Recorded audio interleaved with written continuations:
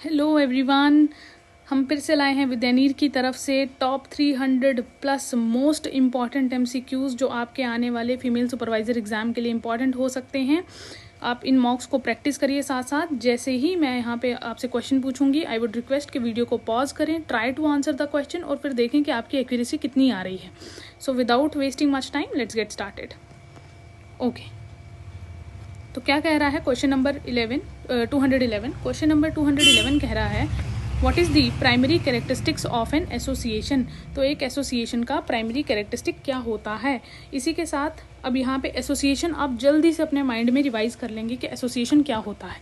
तो एसोसिएशन हमें पता है कि जहाँ पे बहुत सारे लोग मिल के किस लिए आते हैं, फॉर परसुइंग अ गोल।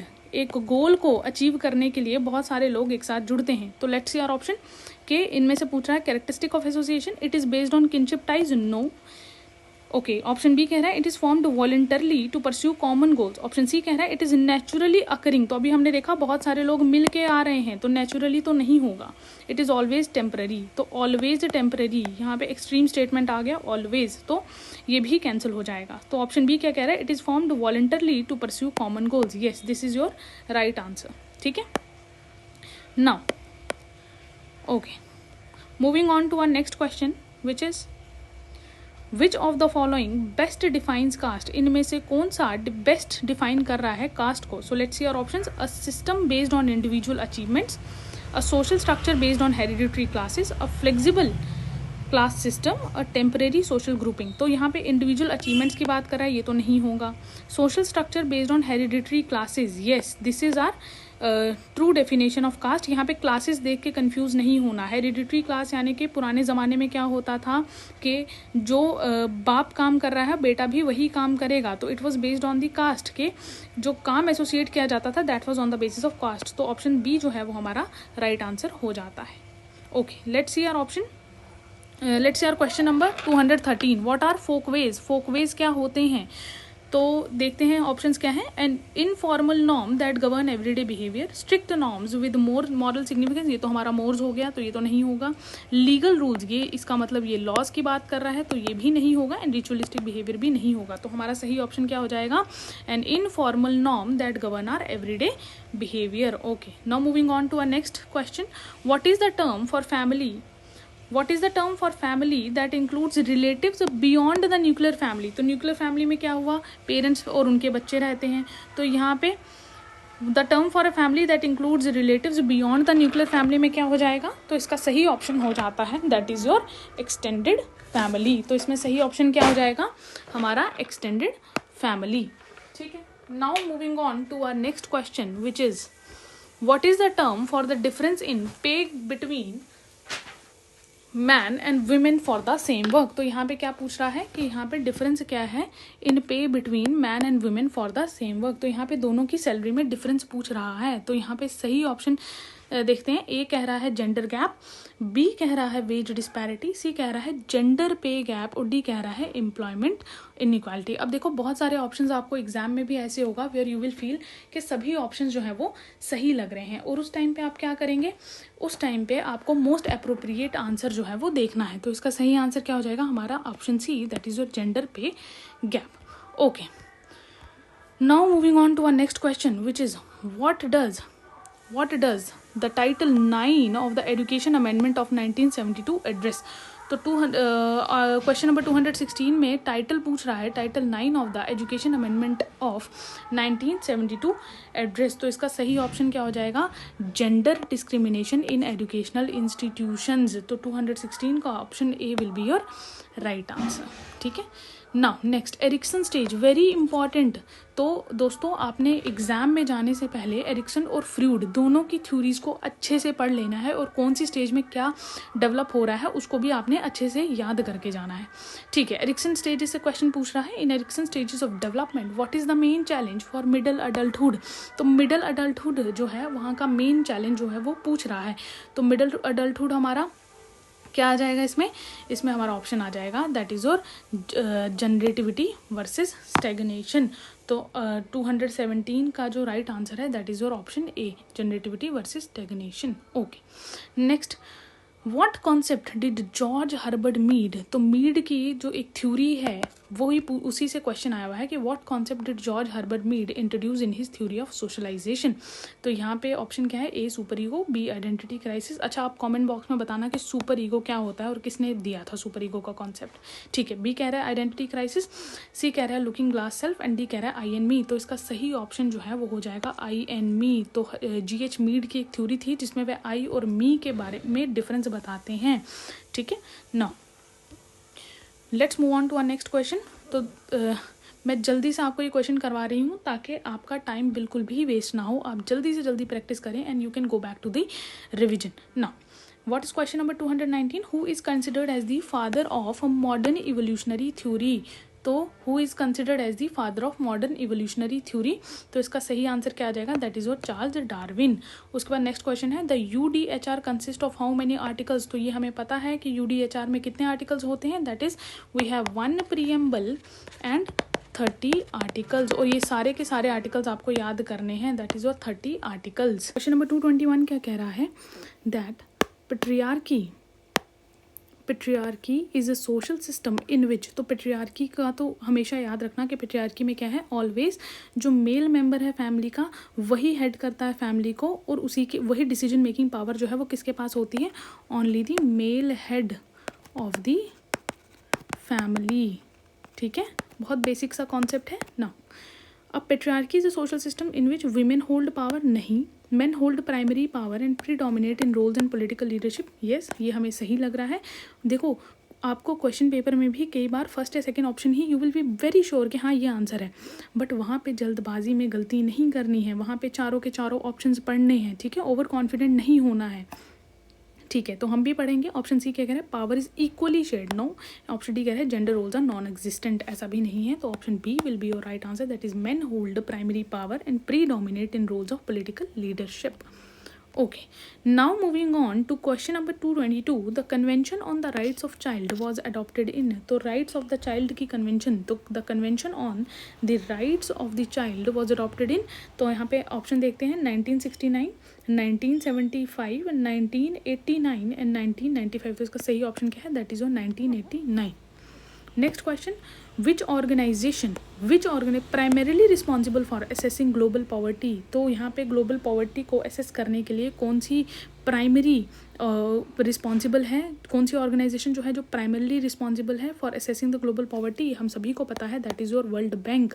तो वर्ल्ड बैंक ने ही हमें एक डेफिनेशन दी है कि जिससे हमें पता चलता है कि हु आर दी पुअर ना। अच्छा, कमेंट बॉक्स में आप बताएंगे द रिवाइज्ड पॉवर्टी का अभी जो इन्होंने बताया, पहले इट वाज लेस देन $1.9, तो अभी जो रीसेंट है वो क्या है, ये आप लोग कमेंट बॉक्स में बताएंगे। ठीक, the main human activity contributing to climate change is. तो कौन सी ह्यूमन एक्टिविटी है जो कॉन्ट्रीब्यूट कर रही है क्लाइमेट चेंज को? ऐसे तो हमारी ऑलमोस्ट सभी एक्टिविटीज़ जो हैं वो कॉन्ट्रीब्यूट कर रही हैं क्लाइमेट चेंज को, बट यहाँ पे पूछ रहा है मेन ह्यूमन एक्टिविटी। फिशिंग नहीं, industrial activities and fossil fuel combustion, ये हमें लग रहा है। गार्डनिंग नहीं, साइकिलिंग नहीं, तो यहाँ पे सही ऑप्शन क्या हो जाएगा? Industrial activities and fossil fuels combustion. Okay, next question 225, the multi dimensional poverty index that is और MPI assesses poverty based on. तो मल्टी डिमेंशनल पॉवर्टी इंडेक्स जो है वो पॉवर्टी किस पे, जो किन आधारों पे वो बताता है कि कौन पुअर है या कौन पुअर नहीं है? Income alone? No. Health, education and standard of living? May be. Employment rates? No. Tax contributions? No. तो इसका सही आंसर क्या आ जाएगा? Health, education and living standards. And comment box में आप कमेंट करके बताएंगे that who publishes MPI। Okay, question number 226, corruption typically involves. तो करप्शन में क्या चीज़ जो है वो इन्वॉल्व होती है? Fair business practices? नहीं, फेयर होगा तो करप्शन ही क्यों होगा? Misuse of public power for private gain? C, transparent governance? नहीं, ट्रांसपेरेंट गवर्नेंस तो इनफैक्ट हमें लानी चाहिए टू कॉम्बैट करप्शन। ठीक है, और डी कह रहा है एथिकल डिसीजन मेकिंग? नहीं, ये भी नहीं होगा, तो इसका सही ऑप्शन क्या हो जाएगा? Misuse of public power for private gain. Option B will be your right answer. Okay, let's see our option question number 227 developmental milestones are. तो डेवलपमेंटल माइलस्टोन्स जो है वो क्या होते हैं, इकोनॉमिक अचीवमेंट्स। यहाँ पे देखो डेवलपमेंटल माइलस्टोन्स किस में बात कर रहा है, ह्यूमन बीइंग्स में, ठीक है, ऐसे किसी इकोनॉमी की बात नहीं कर रहा है। तो डेवलपमेंटल माइलस्टोन्स जो हैं क्या वो इकोनॉमिक अचीवमेंट्स, नहीं। Indicators of physical and cognitive process in children, C technological breakthroughs, and D कह रहा है स्पोर्ट्स रिकॉर्ड्स। तो ए, सी और डी तो नहीं होने वाले हैं। तो यहाँ पे indicators of physical and cognitive यानी कि फिजिकल और मेंटल लेवल पे एक चिल्ड्रन की कितनी डेवलपमेंट हो रही है, वही होते हैं असल में डेवलपमेंटल माइलस्टोन्स। तो option number B will be your right answer for question number 227। Okay, now moving on to question number 228।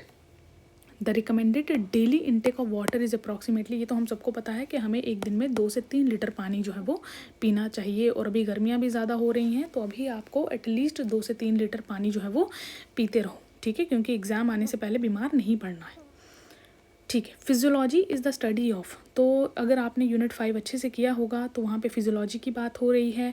तो फिजियोलॉजी किसकी स्टडी होती है, क्या वो माइंड और बिहेवियर की स्टडी होती है, नहीं, ठीक है। अच्छा, यहाँ पे देखो मैंने क्लास में भी बताया था, एक होता है फिजियोलॉजी, बहुत सारे बच्चे इसमें कंफ्यूज हो जाते हैं और जल्दबाजी में ओवर कॉन्फिडेंस में गलत आंसर करके आते हैं।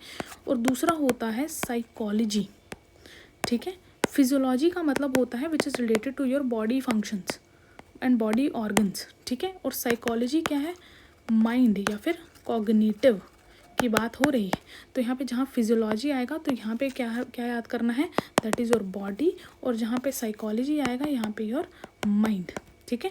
तो यहाँ पे क्या पूछ रहा है, साइकोलॉजी नहीं पूछ रहा है, यहाँ पे क्या पूछ रहा है, फिजियोलॉजी। फिजियोलॉजी किसकी स्टडी है, माइंड एंड बिहेवियर की, नहीं। माइंड एंड बिहेवियर की स्टडी को क्या कहते हैं, साइकोलॉजी कहते हैं, ठीक। Functions and mechanism in living system, societal structures, economic policies. तो इसका सही आंसर क्या हो जाएगा, that is your option B, functions and mechanism in a living system.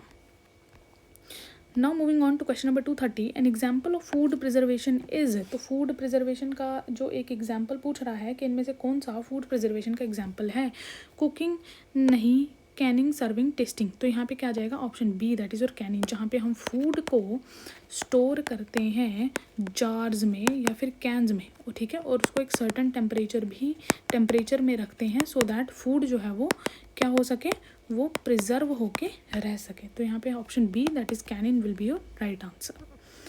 Okay, now moving on to question number 231, cross contamination occurs. Cross contamination का मतलब क्या है कि जहाँ पे एक चीज़ से दूसरी चीज़ में जो है वो बैक्टीरिया या जो इन्फेक्शन है वो ट्रांसफ़र हो रहा है। तो क्रॉस कंटेमिनेशन अकर कब होता है, ओके। और let's see our options, A raw and cooked food are mixed, B food stored properly, अगर प्रॉपरली स्टोर किया है तो क्यों होगा इन्फेक्शन या contamination, hands are washed regularly, ये तो अच्छा हाइजीन प्रैक्टिस है, कुकिंग यूटेंसिल्स आर क्लीन, ये भी एक अच्छा हाइजीन प्रैक्टिस है, तो यहाँ से कंटेमिनेशन तो जो है वो नहीं होने वाला है। तो रॉ एंड कुक्ड फूड जब हम उसको मिक्स कर देते हैं तो हाँ, तब जाके क्रॉस कंटेमिनेशन का चांस जो है वो होता है।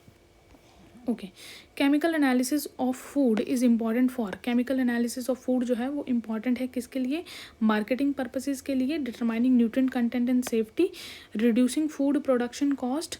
ऐसा नहीं है कि हमें केमिकल एनालिसिस से फूड का जो कॉस्ट है वो थोड़ी कम होता है। इंक्रीजिंग शेल्फ लाइफ ओनली, जहाँ पे देखो एक्सट्रीम स्टेटमेंट्स आएंगे, बहुत ज़्यादा चांसेस होते हैं कि वो आंसर जो है वो गलत होगा। तो यहाँ पे 232 का सही आंसर क्या हो जाएगा, केमिकल एनालिसिस किया जाता है जहाँ पे न्यूट्रिएंट को देखा जा सके और उसकी फूड की जो सेफ्टी है वो देखा जा सके कि कहीं फूड जो है वो अडल्टरेटेड नहीं है। Okay, moving on to a next question, that is your question number 233, which government program, कौन सा गवर्नमेंट प्रोग्राम फोकस करता है on providing health care services to pregnant children under the age of 6। तो क्या वो प्रधानमंत्री मातृ वंदना योजना, ये बहुत इंपॉर्टेंट स्कीम है, इसको एग्जाम से पहले ज़रूर पढ़ के जाना, जिसमें इसमें क्या हो रहा है, इसमें कैश इंसेंटिव मिलता है, ठीक है, to the pregnant women. Ladli Beti scheme नहीं, लाडली बेटी स्कीम में भी फाइनेंशियल असिस्टेंस दिया जाता है बेसिकली ताकि फीमेल फुटिसाइड को रोका जा सके और गर्ल चाइल्ड का जो एक बर्थ है उसको काइंड ऑफ सेलिब्रेट किया जा सके, उसको एक एज अ कर्स नहीं माना, उसको एज अ कर्स नहीं मानना चाहिए। सी जननी सुरक्षा योजना नहीं, इसमें भी हेल्थ केयर सर्विसेज इंश्योर कर रहा है, सो इसमें D, option D, that is your anganwadi services will be your right answer. तो आंगनवाड़ी सर्विसेज में याद रखना, अंडर आंगनवाड़ी सर्विसेज कौन कौन सी सर्विसेज होती हैं। सो अंडर आंगनवाड़ी सर्विसेज में कौन कौन सी सर्विसेज होती हैं, सप्लीमेंट्री, ये सर्विसेज याद रखना, पूछ लेगा विच of the following is not an services provided by anganwadi services, तो सप्लीमेंट्री न्यूट्रिशन होता है, ठीक है। Pre school non formal education, pre school non formal education दिया जाता है, ठीक है। उसके बाद न्यूट्रिशन एंड हेल्थ एजुकेशन दिया जाता है, ठीक है। फिर इम्यूनाइजेशन दिया जाता है, हेल्थ चेकअप्स दिए जाते हैं, ठीक है। और फाइनली जो है वो रेफरल सर्विसेज भी दी जाती हैं। तो ये सर्विसेज जो हैं ये याद रखना, ये किसके अंदर है, अंडर आंगनवाड़ी सर्विसेज, ठीक है। तो यहाँ पे सही ऑप्शन क्या हो जाएगा, that is your option D, ठीक है। Now moving on to your question number 234, the प्रधानमंत्री मातृ वंदना योजना, अभी मैंने कहा था कि वो स्कीम जो है वो बहुत ज़्यादा इंपॉर्टेंट है। तो प्रधानमंत्री मातृ वंदना योजना फाइनेंशियल असिस्टेंस दी जाती है प्रेग्नेंट वुमेन फॉर, किस लिए दी जाती है, तो Pradhanmantri Matru Vandana for institutional delivery and post natal care, ठीक है। क्योंकि मातृ वंदना योजना से पहले क्या होता था, बहुत सारी वुमेन जो थी when they used to give birth, तो उनको बहुत ज़्यादा वेज लॉस होता था। तो मातृ वंदना योजना के तहत जो है, इसलिए गवर्नमेंट जो है वो कैश इंसेंटिव जो है वो देती है, ताकि इंस्टीट्यूशनल डिलीवरीज भी, क्योंकि अगर आप रजिस्टर नहीं करवा रहे हो, ठीक है, इंस्टीट्यूशनल बर्थ नहीं है, तो कहाँ से कैश बेनिफिट मिलेगा, तो इंस्टीट्यूशनलाइज्ड डिलीवरीज को इंक्रीज करने के लिए। Okay, moving on to our question number 235, Palna convergence of anganwadi into creches primary targets, तो यहाँ पे पालना जो है कन्वर्जेंस हो गया है, पालना convergence of anganwadi into crutches, ये प्राइमरली क्या टारगेट करता है, question number 230, very easy question. तो यहाँ पे सही आ जाएगा कि बेसिकली आंगनवाड़ी सर्विसेज में कौन है, that is your children below 6 years, तो 6 साल से जो छोटे बच्चे हैं, तो वहाँ पे जो हमने पालना स्कीम लाई थी जिसमें आंगनवाड़ीज़ को जो है वो क्रचेज में तब्दील कर दिया गया था, ठीक है। तो यहाँ पे कौन जाएंगे, that is your children below 6 years, ठीक है। Next question, which of the following is a key feature of Ladli Beti scheme, very very important scheme, Ladli Beti scheme. तो यहाँ पे लाडली बेटी स्कीम से क्वेश्चन है, तो Ladli Beti scheme, let's see our options, cash transfer to families with male children, B कह रहा है financial assistance for health care expenses, C कह रहा है scholarship for female students, and D कह रहा है employment opportunities for adolescent girls. तो यहाँ पे ऐसा नहीं है, लाडली बेटी स्कीम में बेसिकली कैश दिया जा रहा है, और ये हमने पढ़ा है कि 2 फेजेस में स्कीम होगी। Now cash transfer to families with, यहाँ पे फीमेल चिल्ड्रन होना चाहिए, ठीक है। तो यहाँ पे सही ऑप्शन जो है वो आपका फीमेल चिल्ड्रन, ये आई थिंक यहाँ पे कुछ मिस प्रिंटिंग हो गया है, यहाँ पे सही ऑप्शन हमारा ए है, that is your female children, option A will be your right answer. Now moving on to question number 237, question number 237, disability program primarily aims to, तो जो डिसेबिलिटी के प्रोग्राम्स हैं ये किसकी तरफ, क्या इनका मेन ऑब्जेक्टिव है डिसेबिलिटी प्रोग्राम्स का, ऑप्शन ए कह रहा है promote inclusive education and employment, B कह रहा है financial assistance to elderly individuals, ऐसा तो नहीं है, disability program is not only for elderly people, ठीक है। तो थोड़ा सा कॉमन सेंस भी यूज़ कर लेना वहाँ पे, क्योंकि बहुत सारे क्वेश्चन जो होंगे जो हो सकता है जो डायरेक्ट नोट से नहीं आते हैं, चाहे आपने कहीं से भी पढ़ा हो, ठीक है, तो वहाँ पे आपको लॉजिक ड्रिवन आंसर्स देने होते हैं। तो यहाँ पे डिसेबिलिटी प्रोग्राम सिर्फ एल्डरली की बात क्यों करेगा, enhance health care facilities for the disabled हो सकता है, एनकरेज मेडिकल टूरिज्म की तो बात ही नहीं है, तो promote inclusive education and employment, तो डिसेबिलिटी प्रोग्राम्स बेसिकली किस लिए होते हैं, जैसे आपने बहुत सारे जैसे जो ब्लाइंड लोग होते हैं उनके लिए लाइब्रेरीज़ वगैरह हैं, ठीक है, तो जो लोग लाइब्रेरीज़ का एक्सेस नहीं कर सकते उनके लिए डिजिटल लाइब्रेरीज़ हैं। तो यहाँ पे बेसिकली ये इन सब का मेन जो एम है कि ताकि सभी के इंक्लूसिविटी, सभी को साथ लेके चला जा सके, इंक्लूसिविटी को इंक्रीज़ करा जा सके और एम्प्लॉयमेंट अपॉर्चुनिटीज़ को भी इंक्रीज़ किया जा सके। Moving on to question number 238, Poshan वाटिकाज आर, पोषण वाटिकाज क्या होती हैं, community kitchen again for elderly individuals, no, nutritional gardens established in anganwadi centres, हो सकता है मे बी, अभी हम एकदम से जंप नहीं कर देंगे आंसर में, ठीक है, और यही आपको एग्जाम में भी करना है, ओवर कॉन्फिडेंस में मार्क नहीं करना है। C vocational training centres for adolescents, D कह रहा है financial institution providing loans to farmers की बात कहाँ से आ गई, vocational training centre for adolescents, no, तो यहाँ पे सही क्या आ जाएगा, पोषण वाटिकास बेसिकली क्या है, ये न्यूट्रिशनल गार्डन है, न्यूट्रिशनल गार्डन्स हैं, किस लिए हैं, ताकि ऑर्गेनिक फूड मिल जा सके, एक नेचुरल फूड जो है वो अवेलेबल हो सके विदाउट, जिसमें ज़्यादा जो भी अडल्टरेशंस वगैरह है वो नहीं हो। तो यहाँ पे सही ऑप्शन क्या हो जाएगा, that is your option B will be your right answer. अब आते हैं 239 पे। Early childhood care and education primarily focuses on the development of children up to 5 years, 10 years, 15 years, 18 years। यहाँ पे देखो, यहाँ पे सही ऑप्शन जो है दैट इज़ 0 to 8 years। यहाँ पे मिस प्रिंटिंग हो गया है। 0 to 8 years पे early childhood care and education जो है ये फोकस कर रहा है 0 to 8 years पे। Option D will be your right answer. थोड़ा सा मिस प्रिंटिंग है तो ह्यूमन एरर हो जाता है, इतना चलता है, ठीक है ना। Moving on to your question number 240। Question number 240 क्या कह रहा है? Which program focuses on improving maternal and child health by incentivising institutional deliveries. तो इनमें से कौन सा प्रोग्राम जो है वो इंस्टीट्यूशनल डिलीवरीज को इंक्रीज कर रहा है जिससे मैटरनल और चाइल्ड दोनों हेल्थ में इम्प्रूवमेंट आएगी? Question number 240। तो यहाँ पे ऑप्शन ए पोषण अभियान नहीं, क्योंकि पोषण अभियान किसकी बात कर रहा है? पोषण अभियान तो न्यूट्रिशन देने की बात कर रहा है, तो ये तो नहीं होगा। B Janani Suraksha Yojana, C Anganwadi services and D scheme for adolescent girl. Scheme for adolescent girl भी नहीं होगा। आंगनवाड़ी सर्विसेज अभी हमने जो है पिछले क्वेश्चन में करी, तो यहाँ पे सही ऑप्शन क्या है? दैट इज़ जननी सुरक्षा योजना, जहाँ पे हेल्थ पे, मैटरनल एंड चाइल्ड हेल्थ पे जो है वो फोकस किया है। यहाँ पे क्या किया गया है? मैटरनल एंड चाइल्ड हेल्थ पे फोकस है, ठीक है। हर स्कीम का फोकस क्या है ये आपको पता होना चाहिए, ठीक है। So this is all for today. तो बाकी का नेक्स्ट वीडियो में मिलते हैं। प्रैक्टिस करते रहिए, ज़्यादा से ज़्यादा क्वेश्चंस लगाते रहिए, और इस टाइम पे सिर्फ थोड़े ही दिन बच गए हैं, तो इस टाइम पे आप लोग बिल्कुल भी नर्वस नहीं होना, ठीक है। अगर एग्ज़ाम इजी आएगा तो सबके लिए इजी आएगा, अगर एग्ज़ाम टफ़ आएगा तो सबके लिए टफ़ आएगा, ठीक है। तो इस टाइम पे आपने अपना मोराल डाउन नहीं करना है।